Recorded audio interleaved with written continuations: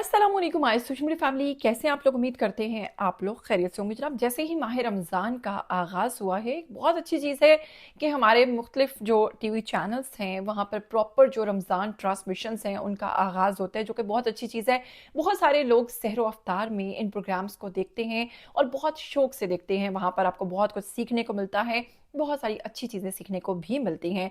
लेकिन आजकल की अगर बात करें तो हमारी जो रमज़ान ट्रांसमिशंस हैं उनका म्यार जो है वो दोहरा म्यार नज़र आना शुरू हो गया। जी हाँ, अब ऐसी शख्सियात को बुलाया जाता है और पूरे रमज़ान ट्रांसमिशन को इस तरह से बना दिया गया है कि उसमें सीखने को कम और आपको लोगों की ज़ातियात और लोगों के बारे में जानने का मौका मिल रहा है, जो कि बहुत ही गलत है। आप अपने दीन को फैलाने के बजाय, अपने बच्चों को ये सिखाने के बजाय कि रमज़ान का मकसद क्या है, हम रोज़े क्यों रखते हैं, बल्कि आप किसी और तरफ जा रहे हैं। और ये ट्रेंड इतनी तेज़ी से फैलता चला जा रहा है कि वो वक्त दूर नहीं जब रमज़ान ट्रांसमिशंस के अंदर आप लोगों को बाकायदा तौर पर लोगों के अफेयर्स, लोगों के चक्कर, लोगों के घरेलू मामलात जो हैं वो डिस्कस करते हुए नजर आएगा, जो कि अब भी चल रहा है। जी हाँ, सबसे पहले बात करेंगे, अगर हम बात करें जवेरिया सऊद की, तो आपको याद होगा कि एक प्रोग्राम के अंदर इन्होंने, आपको पता है कि साड़ी जो थी वो ज़ेबतन की थी, जिसमें इनका पेट जो था बहुत बड़े साइज का, मोटा ताज़ा सेहतमंद खाते पीते घर का जो पेट था वो नंगा था और बहुत ही बेहूदगी के साथ वॉक करती जवेरिया सऊद नजर आई। जब सोशल मीडिया पर बहुत ज़्यादा तनकीद हुई और लोगों ने कहा कि अब ये आपको रमज़ान ट्रांसमिशंस करती नजर आएंगी, तो उस पर बजाय इसके कि वो शर्मिंदा होती या लोगों से मुआफ़ी मांगती, बल्कि उन्होंने बड़ी ढिठाई के साथ कहा था कि हाँ, मैं रमज़ान ट्रांसमिशंस अब की बार भी करूंगी। और वही हुआ कि जैसे ही रमज़ान ट्रांसमिशंस का आगाज़ हुआ तो ये वही खातून है जो सर पर दुपट्टा ओढ़कर आपको प्रोग्राम करती नजर आ रही हैं।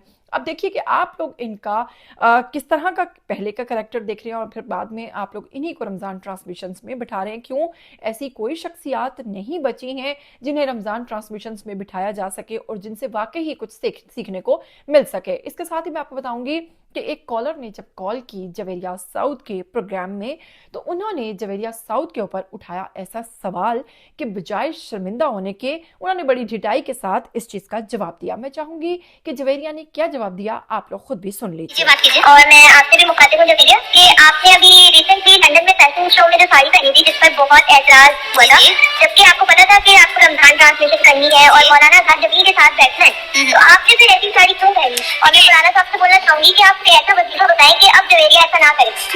अच्छा सुने, इसका जवाब ना मैं अपने इंस्टा पे, अपने फेसबुक पे दे चुकी हूँ कि वो जो साड़ी थी उसके साथ पूरा बॉडी सूट था। मैं आपको दिखाती हूँ, ये देखिए, ये आप देखें, ये आपको नजर आ रहा है, ये नजर आ रहा है आपको, सबको नजर आ रहा है। ये मेरी स्किन नहीं है, ये बॉडी सूट है जो कि हम नीचे पहनते हैं, क्योंकि हम वहाँ पर -1 में हम थे जहाँ पर वो शो हो रहा था, और -1 में हर बंदे ने थर्मल और बॉडी सूट पहना हुआ था। और मैं तो हमेशा वैसे भी हाइजीन के लिए भी पहन के रखती हूँ, क्योंकि हम ये डिजाइनर्स के कपड़े पहनते हैं तो उनके कपड़े खराब ना हो और हमें भी हाइजीन का अपनी ख्याल रखना होता है। तो आज मैं फिर सबके सामने बता रही हूँ कि वो ये बॉडी सूट था जो कि अपनी स्किन के जैसा होता है। तो सबको मुगालता ये हो गया कि शायद मैं वो साड़ी पहन के घूम रही, लेकिन नीचे जो था वो थर्मल था। तो अब आपकी यकीनन परेशानी, आपकी और आपके साथ बहुत सारे लोगों की परेशानियां दूर हो गई होंगी, क्योंकि मैं कभी भी ऐसे नाजेबा। इसके साथ ही आपको बताऊंगी कि अगर बात करें हम लोग आज के दूसरे टॉपिक की, तो आपको बताऊंगी कि हम बात करें रबीका खान की और उनके शौहर हुसैन तरीन की, जो कि आपको पता है कि शादी के बाद से ही हनीमून में मसरूफ थे और आपको पता है कि ये बाली गए हुए थे और वहां पर इन्होंने बड़ी बोल्ड किस्म की तस्वीर और वीडियोस शेयर की। इवन अपने पर्सनल जो लम्हात होते हैं, अपने बाथरूम्स और वहां पर जो फ्लोर्स के साथ डिकोर किया गया था, वहां तक जब चीजें दिखाई तो सोशल मीडिया पर बहुत ज्यादा तनकीद हुई और बहुत सारे लोगों ने कहा कि इन्हें शादी के बाद ऐसी चीजें जिन्हें प्राइवेट रखना चाहिए उन्हें पब्लिकली दिखाने की क्या जरूरत है। तो जनाब, जैसे ही रमजान का आगाज हुआ तो इन्हें किसी चैनल ने तो मौका नहीं दिया, लेकिन इन दोनों ने अपना ही रमजान ट्रांसमिशन यानी अपना ही रमजान शो स्टार्ट कर दिया, जिसमें उन्होंने कहा कि आपको मिलेगा बहुत कुछ सीखने के लिए। और अब ये बीबी और इनके जो हस्बैंड हैं ये प्रॉपर जो है रमजान ट्रांसमिशन अपने घर से ही होस्ट लेकर आ रहे हैं आप सबके लिए बहुत कुछ स्पेशल। आप लोगों को देखने को मिलेंगे हमारे चटखारेदार डेली ब्लॉग, हमारे क्यूट कपल मोमेंट्स, रमजान की अफ्तारी रूटीन, स्पेशल सेगमेंट्स और हो सकता है स्पेशल गेस्ट भी हो और कुछ ऐसा जो पहले कभी नहीं देखा। इस रमजान से वीडियोस नहीं, दिल से निकली हुई कहानियां शेयर करेंगे। सहरी से लेकर इफ्तार तक, खुशी, इमोशंस, थोड़ी बहुत नोक जोक, मतलब सब कुछ। हर फेस अलग होता है, पहले बेटी वाला रमजान था, अब बीवी वाला रमजान है, लेकिन इस सफर में मैं आज भी आपके साथ हूँ, तो तैयार हो जाओ इस रमजान हमारे साथ इस खूबसूरत जर्नी के लिए। हैं इसके बारे में भी आप जरूर बात कीजिएगा। चलिए एक और शख्सियत की तरफ बढ़ते हैं जिन्होंने पूरा साल, वो कहते हैं ना 900 चूहे खाकर बिल्ली हज को चली। जी हाँ, जिन्होंने पूरा साल जो है आपको एंटरटेन किया और आपको बोर नहीं होने दिया और ऐसे ऐसे टॉपिक्स लाकर आपके सामने रख दिए।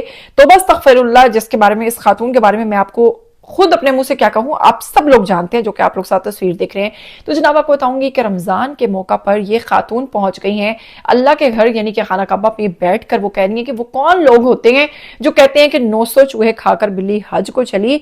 मैं अल्लाह के सामने मौजूद हूं, मेरे अल्लाह ने मुझे ये मौका दिया है।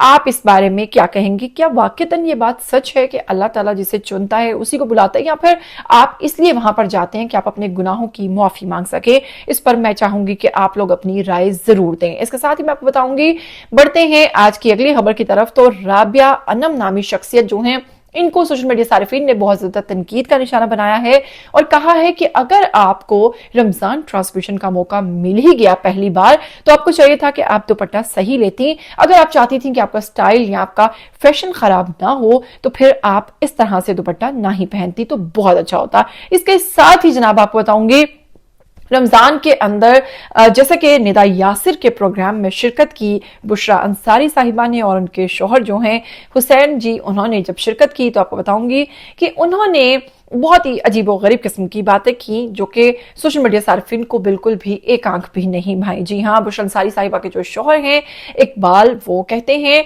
कि मुझे जो जवान लड़कियां हैं, जो यंग हैं, उनमें कोई इंटरेस्ट नहीं, बल्कि मुझे इंटरेस्ट है तो बूढ़ी और जो ज्यादा एजड खवातीन हैं उनमें है। और मैं जब भी कहीं जाता था तो मैं कहता था अपनी बहन बेटियों को तो मेरे सामने बिठा दो, क्योंकि इन्हें मुझसे कोई खतरा नहीं, बल्कि अपनी जो अम्मियां और जो बड़ी एज की औरतें हैं उनको छुपा लो, क्योंकि मेरी जात से उनको खतरा हो सकता है। अब देखिए कि ये किस किस्म की प्रोग्राम्स, किस किस्म की चीजें रमजान के अंदर आपको सीखने की मिल रही हैं। अब आप बताइए कि इन तमाम चीजों से क्या आप रमजान के अंदर कुछ अच्छा सीख सकते हैं, या फिर आपके बच्चे इनसे कुछ इल्म या कुछ नॉलेज हासिल कर सकते हैं?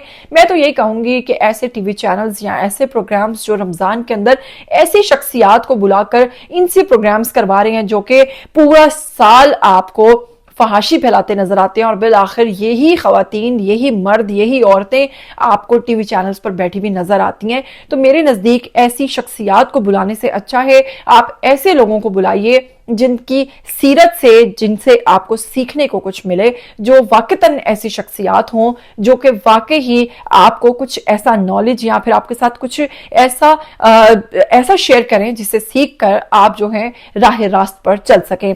खैर, अगर आप मेरी बात से इत्तफाक करते हैं तो आइए कमेंट सेक्शन में अपनी राय दीजिए, और अगर इत्तफाक नहीं रखते और आप चाहते हैं कि इस किस्म के एंटरटेनमेंट रमजान शोज में भी चलती रहनी चाहिए, तो आप अपनी राय जरूर दीजिएगा। इसके साथ मुझे दीजिएगा इजाजत, फिर मिलेंगे। टिल देन टेक केयर, अल्लाह हाफिज।